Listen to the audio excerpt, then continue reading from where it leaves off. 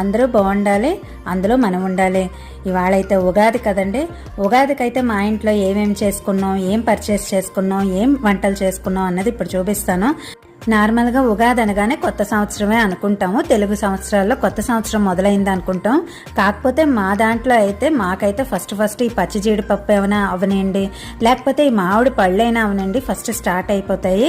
ఇంక ఈ రోజు అయితే ఇలా జీడిపప్పు ఎండబెట్టుకుంటామండి. ఎప్పుడు కర్రీ చేసుకోవాలి అనుకుంటే ఆ కర్రీ కోసం ఇలా జీడిపప్పు ఎండబెట్టుకుని కర్రీ చేసుకుంటాము ఉగాది అనేసరికి. అంటే కర్రీ అంటే నార్మల్గా రైస్తో పాటు ఈ పచ్చి జీడిపప్పు కర్రీ కూడా చేసుకుంటూ ఉంటాము తొక్కలు ఒలుచుకొని.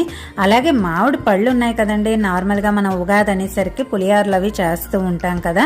అలా మా ఇంట్లో ఇవాళ ఈ మామిడికాయలతో అయితే ఈ పులిహోర అయితే తయారు చేద్దామని ఇంకా ప్రిపేర్ అయిపోతున్నానండి. ఎందుకంటే ఇప్పుడు మామిడి పళ్ళు అనగానే ఇవి కొంచెం ముగ్గలేదండి ఇంకాను. ఇది మామిడికాయలాగే పుల్లగా